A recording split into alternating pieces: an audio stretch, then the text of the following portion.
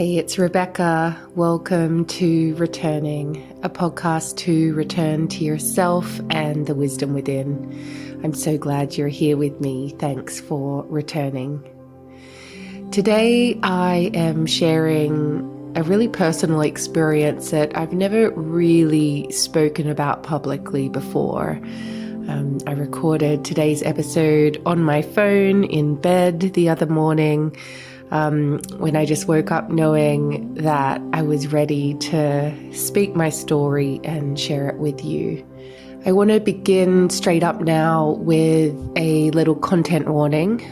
So the topic that I'm going to be sharing my story on today in this episode is my experience of miscarriage and baby loss.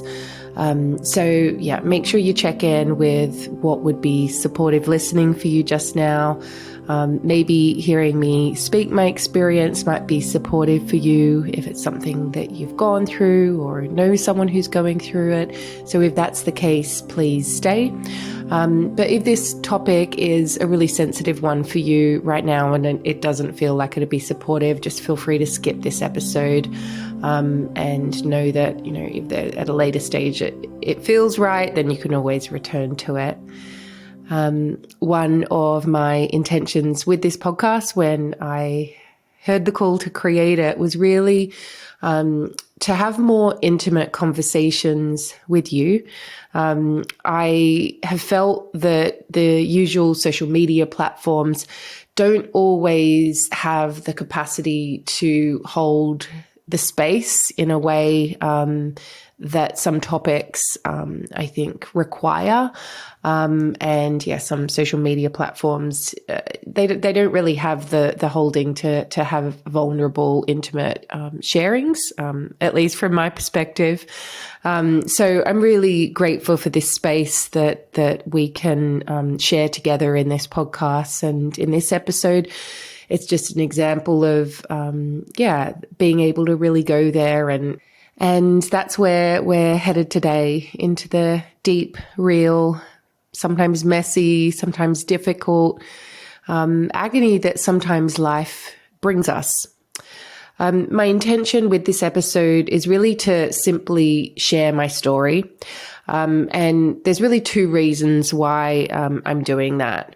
First of all, when I went through miscarriage myself, something that I found really helpful was hearing other people's experiences, especially understanding like practically and physically what happened to other people.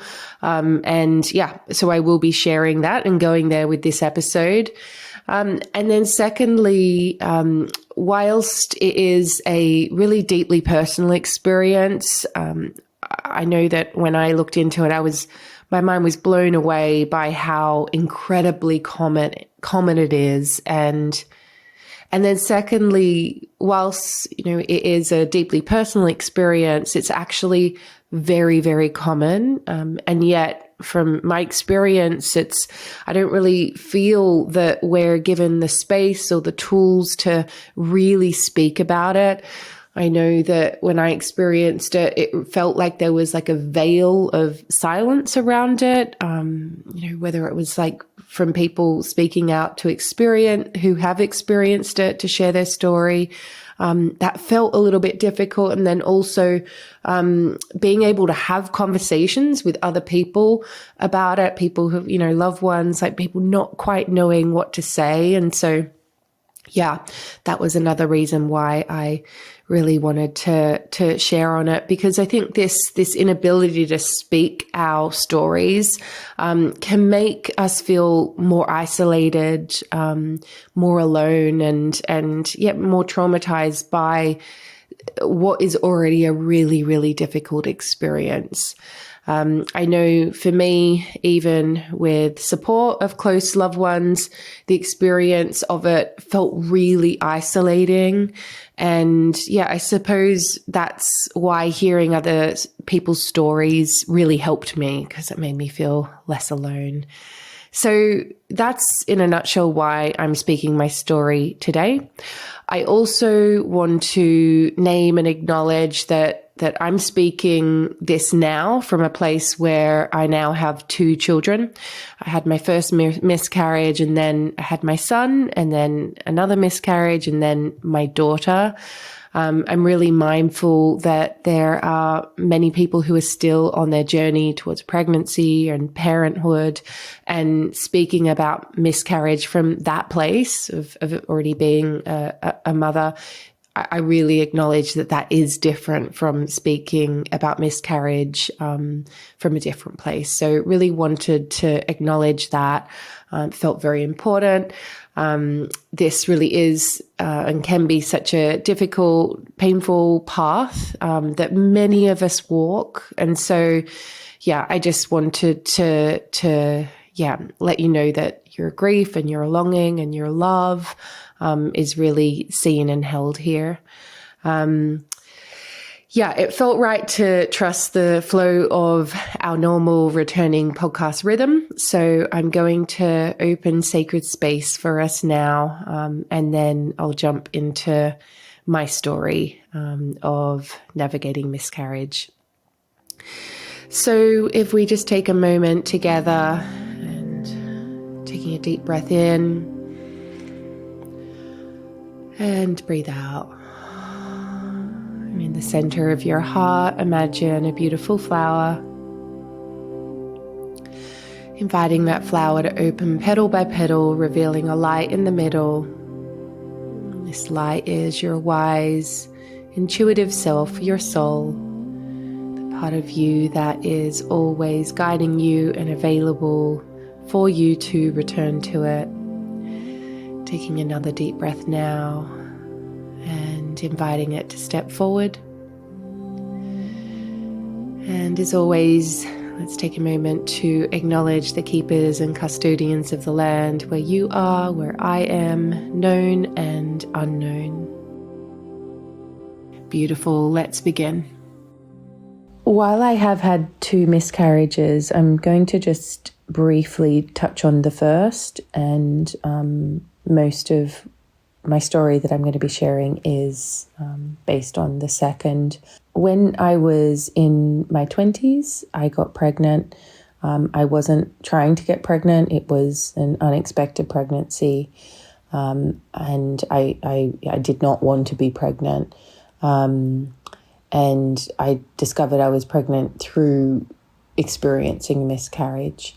But what I learned from that experience is how physical the experience of miscarriage is, and how real the hormonal reaction is as well, or at least it was for me. I experienced a lot of grief straight after that went on for many months. And I also just physically, the way my body and mind reacted was I just desperately wanted a baby straight after. And so that was really unexpected for me. I mean, the whole thing was unexpected, but it really showed me just some of the many, many layers that come up when we experience miscarriage. So then cut to many years later, I had my son when I was 38 or just 39, and raised him through COVID. And then when he was about 2, my husband and I were really clear that we wanted to grow our family. And around the same time, we'd been trying to conceive for, I'd say, like about 5 months. And then, it was right at the height of COVID, and I'm from Australia originally. I live in the UK. And so all my family's in Australia, and most of my family hadn't even met my son. He was just about to turn 2. And so we decided to finally just go for it and book a flight to Australia and do hotel quarantine and all of that. And it was all very, very, very stressful. And so we were trying to conceive in that really stressful time. And it was really, as soon as we landed in Australia, we ended up finding out we were pregnant. And we were just so happy about that. And it felt all very like destined that we conceived in Australia. And we were just making plans for the future. The baby was due in June, so we were going to be back here in the UK by then, and planning family to visit with all of the border closures opening up and the borders opening up, and planning for a summer baby. And we were just so happy. It felt like after so many years of difficulty through COVID and having our son not be able to be around people, and us be around people and just share that experience, that we were going to have this beautiful summer with our beautiful baby and have all our family around and all of that. And we actually told family and friends that we were pregnant really early with this one, with Sonny, my first son. We didn't tell anyone really. It was just a couple of very, very close friends early on, just so we weren't going through the experience alone. But we didn't tell anyone until the 12-week mark, family and all of that. But this time, because we were with family after being separate from them for so long, and friends and all of that, we actually told quite a few people that we were pregnant, which, I know people feel differently about that. But for me, there's telling the world, and then there's telling your immediate world. And for me, that felt really important, because we were spending time with people we hadn't been with for such a long time because of the COVID period. And so, we were so excited and sharing and making plans and all of that. And so I think that, it must have been around like September, October we conceived, and then December, so we were having Christmas at my parents' house where we were staying. And on Christmas morning, I woke up and discovered that I was bleeding. It was quite light, and we also knew that like doctors and everything were closed, and so my husband and I just decided to keep it to ourselves. But I was understandably feeling worried and concerned, and deep down I kind of knew what was happening. I was trying to be positive and not overthink it.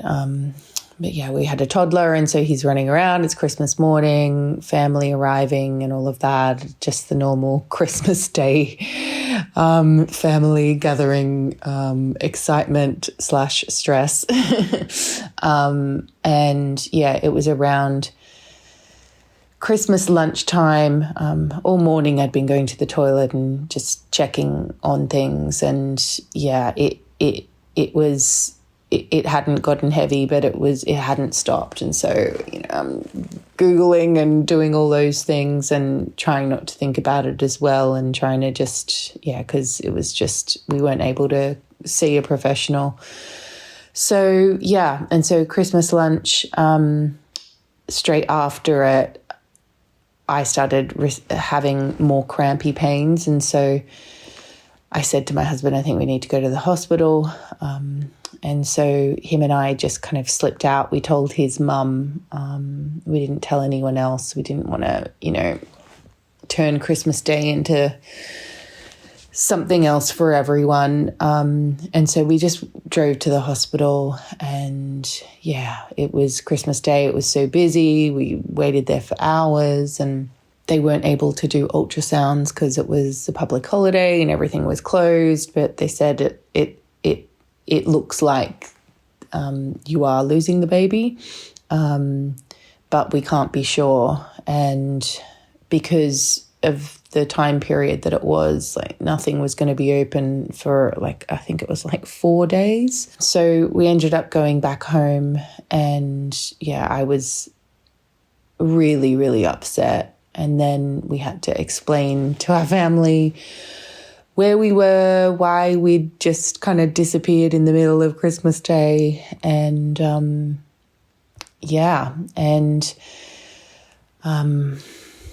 the next few days were really, really agonizing because we couldn't get in to get the actual result, but I knew deep down what was happening.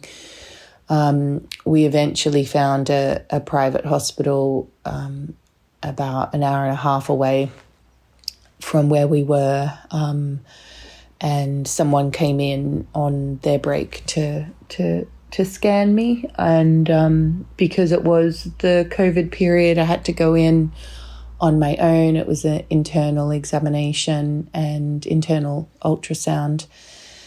And so she told me that we were losing the baby. And I remember that being really, really shocking and hard because I was on my own. My husband was outside the hospital sitting on the grass area. And so I left and went to find him, and I had to give him the news. And I remember there being this like little white feather on the ground when I was telling him. And we were just really sad, and just, it was one of those moments I've got a handful of them in my life where it's like time just kind of stops. And like I remember when my friend Blair died, this was one of my first like proper losses in my life. I remember just being so confused at how the sun was still rising the next day, and the garbage trucks were driving around and people were running and on their way to work, and the street sweepers were sweeping the street. And it was just like, how is life just going on when this has happened, when it feels like your whole world stops? And so it was that moment. And so we were told to basically go home, and hopefully it will pass on its own. And if not, there are other procedures like the DNC that we would need to get if it didn't pass on its own. And so we went back home. I was again staying at my parents' house, and so it felt, everyone was really supportive, but I just wanted to be in a cave on my own, in my own house. And at the time we were in a really, really busy phase at work, and we needed to recruit because, there was someone who was due to come back to work, wasn't able to.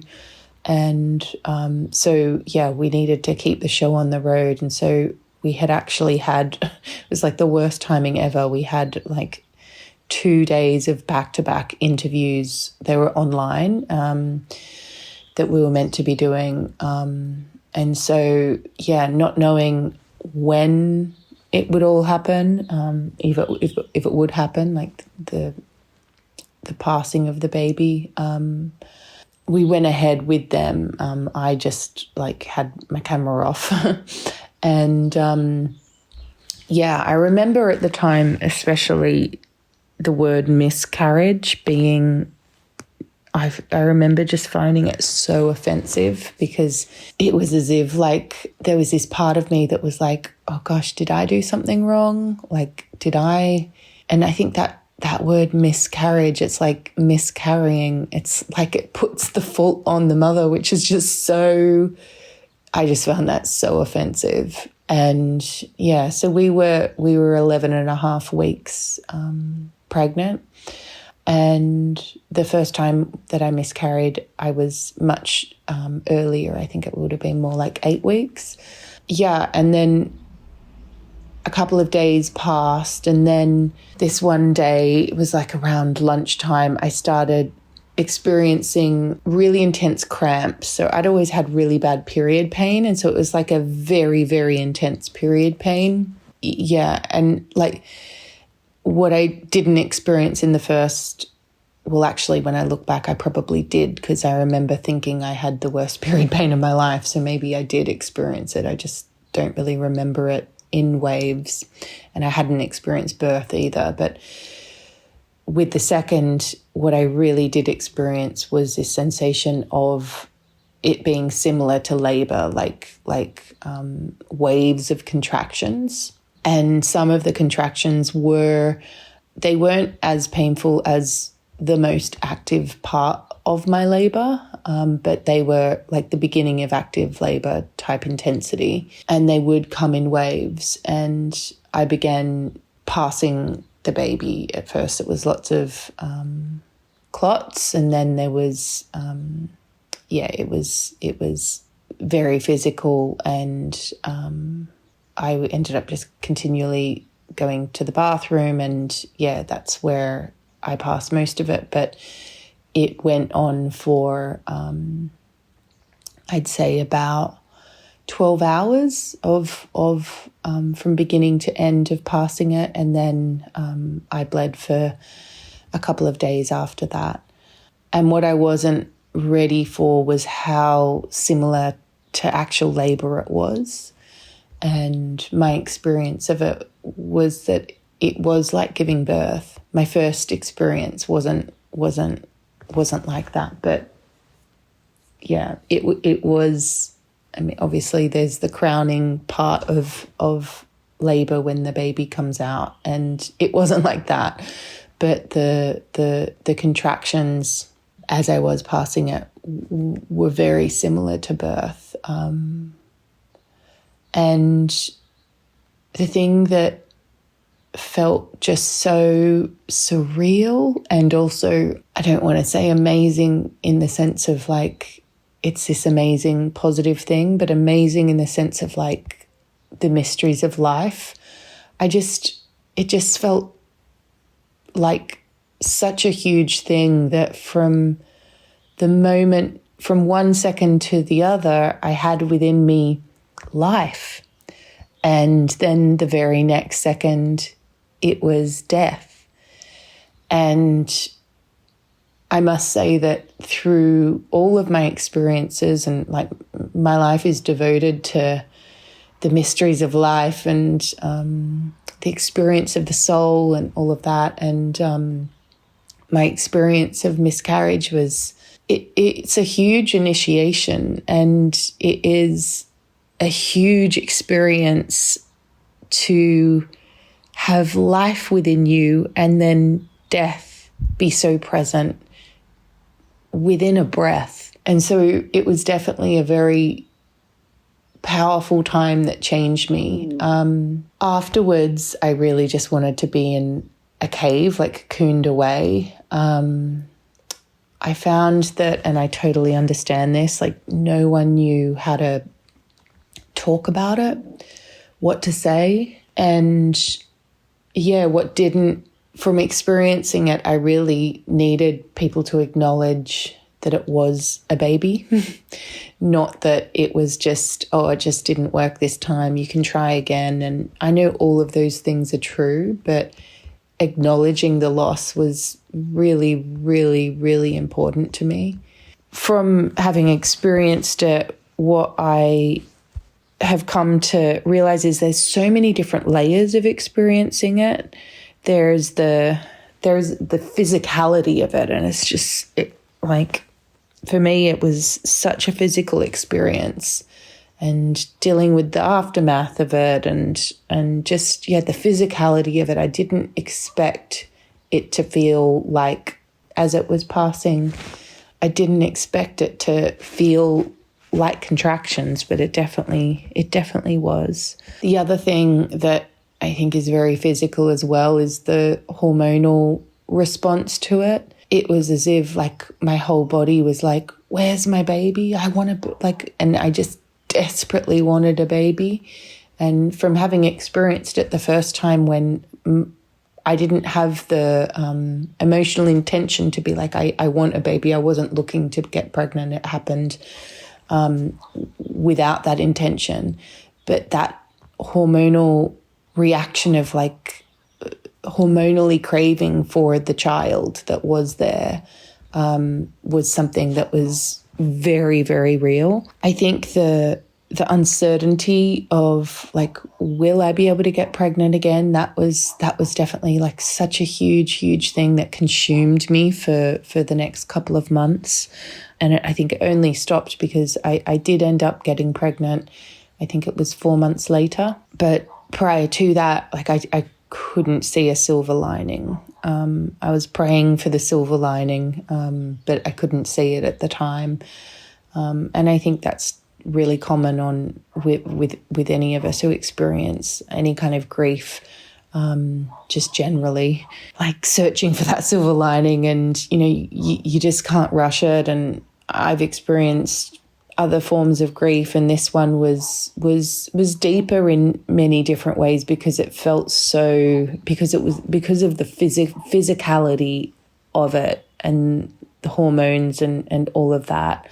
It was, I think, the deepest grief I've ever experienced. I think that what was also difficult was the lack of acknowledgement of what has actually happened, and people not knowing what to say, and so maybe not saying anything. And yeah, as a result, like managing people's reactions, I found that really, really difficult. But I think that the biggest one was the uncertainty of like, will I get pregnant again? And so when it happened, my husband and I, we grieved in different ways. I think it did bring us together, but we definitely also grieved in our own way. My husband actually shaved all his hair off. He'd grown his hair, and yeah, he shaved it all off, and now it's only close to being grown back now. But yeah, he did that, and I think the other thing that happened was actually, as we conceived around the same time, I'd been called to create a mystery school for many years, but I hadn't been able to land it. Couldn't quite work out what the outline was, and it was just not quite ready. And we worked out that the week we conceived the baby we lost, we actually I received the outline of the mystery school. And so, and that was the big thing that we created that year and were due to create. And so, yeah, that was one thing I pondered. I'm like, gosh, was like the soul of that baby, did it come in to help with that? Because once we had the foundations, it was a similar timing of it leaving. And then upon reflection, I definitely am someone who I love my work, and when I'm going through a difficult time or I'm stressed or whatever, I do find comfort in my work, because I think when I'm doing my work, I'm kind of resting in to source, resting into the Great Mother, to the divine. And so I think that upon reflection of that year, which is last year, I think that what happened was we had this creation energy within us, and we were going to be devoting all of that to this baby growing in my belly and then being born into the world that June. And in the end, I think that what my husband and I did was we used that energy, that life force that we had gathered after the baby left, to and put it into creating that. So I think that is something that did help me. It didn't take the grief away, but having a focus or a container to create into felt like it helped me focus on something else. Because I think when you go through anything, any kind of grief, any kind of big loss like that, it takes time. And in many cases, time is the only thing that does work. And that's the case for me. I mean, some things help, but ultimately time is the greatest healer. We all know that. And when we're in it, we just don't believe that will ever be the case, that time can heal it. And so, yeah, I can really see how we really gathered that energy that we had planned to devote towards that baby and put it into creating something. And then I did end up getting pregnant again, which definitely did ease the grief. It definitely healed it a lot. And yeah, my daughter was born in December, so it was about 6 months later. And yeah, but I remember in between the Christmas and conceiving her and knowing that we were past 3 months, just feeling like, will this ever happen? I was like, maybe this won't happen for us. And that was a really hard period too. I do wonder if the baby that we lost was the same soul as my daughter. I do sense that. And I know that they call the baby that comes after a miscarriage, I think it's called a rainbow baby. And she definitely is that. She's full of joy and super peaceful and just really, really happy to be here.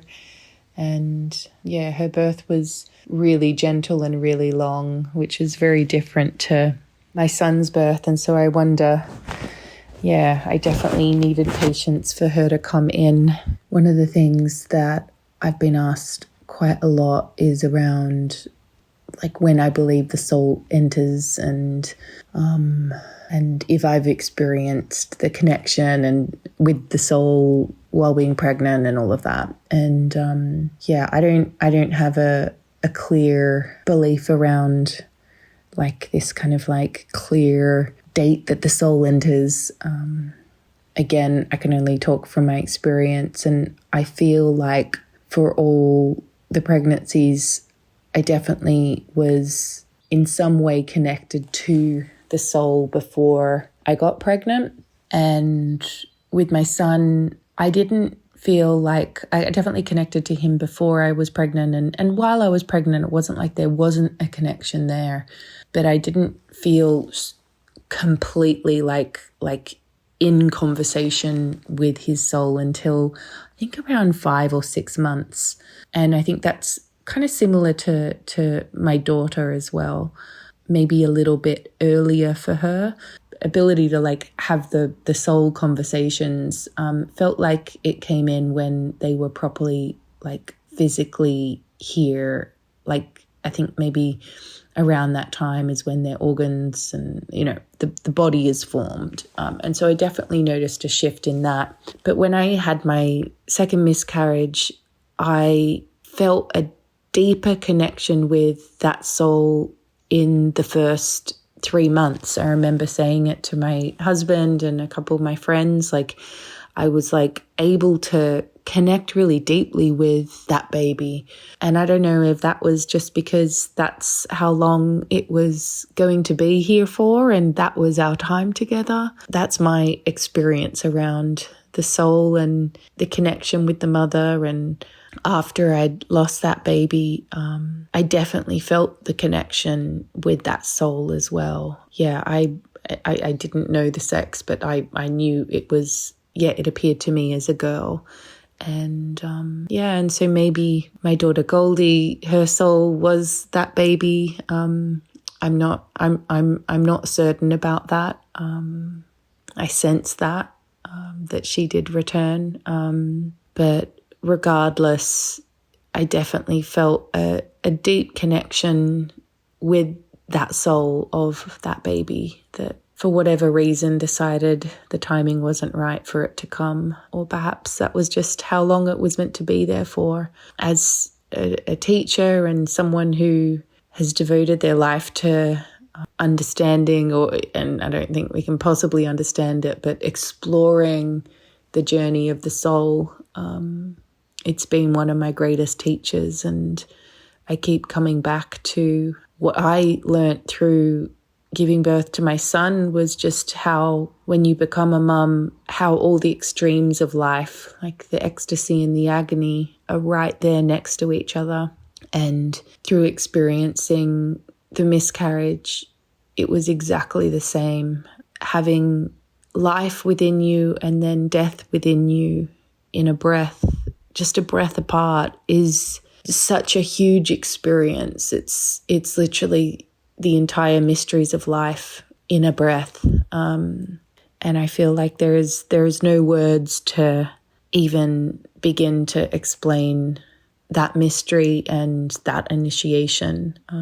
So if you're listening to this, maybe you're listening to it because you're going through it right now, or maybe it's happened to you many, many years ago and you're still processing it. I don't think that we can't remain unchanged through an experience like that. And maybe you have a friend who's going through it and you're not sure what to say.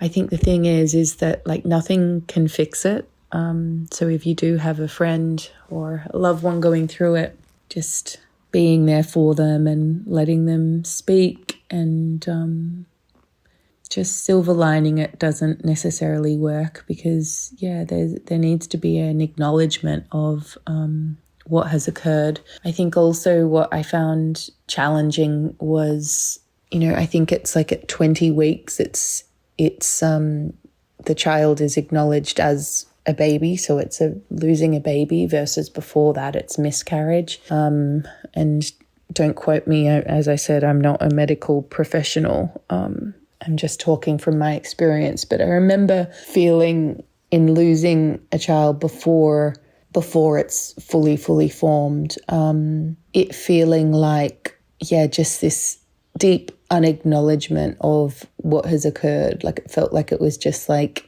something that didn't go to plan versus like an actual thing to grieve over. And I know many women experience multiple miscarriages, and everyone's journey with it is completely personal and different. So I just wanted to record this. It's about a year and 3 months since I lost my baby, and I've wanted to share a little bit on it, but as I said, like, social media doesn't feel like the place for it. So if you've gotten to the end here, I just want to say, if you are experiencing it, that you're not alone in it. I know it feels like it, it did for me, but many, many women experience it, and it's also just so highly personal. I think that time does ease things, and that ache can always be there too. I'm sending you loads of love. When we share our story in a safe container, it can help us feel less alone, less isolated. And so for today's Soul Inquiry, I'm inviting you to reflect on perhaps whether there's a difficult experience from your own life, a challenge from your own life that is longing to be spoken or witnessed. This could be through writing or speaking with a friend. It could be through speaking with a therapist if you have access to one, or a family member. It could be offered up to nature or to the goddess or God, whatever feels right for you. Soul Inquiry is a practice where we enter into a direct dialogue with our inner wise self. I personally like to journal my answers, as I find I receive them more deeply that way. But feel free to do what works best for you. Today's Soul Inquiry prompt is there a difficult experience within you that is ready to be spoken? Is there a difficult experience within you that is ready to be spoken? I'm just reflecting on that.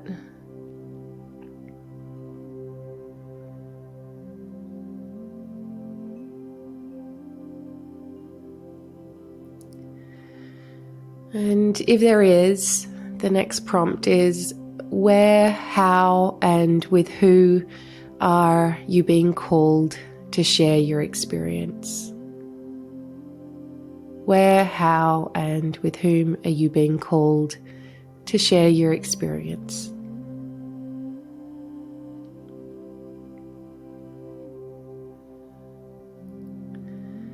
And as always, really encouraging you to only share in containers that feel safe for you.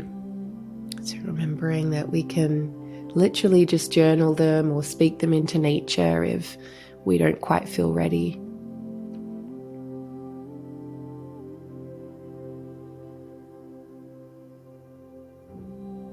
And now, as always, it's time to commit to a grounded action if that feels good.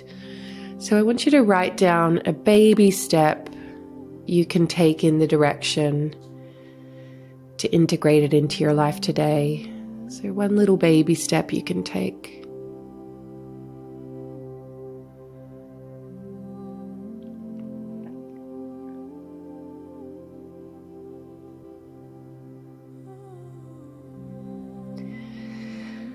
And so let's all share a deep breath together as we close this sacred space you've stepped into.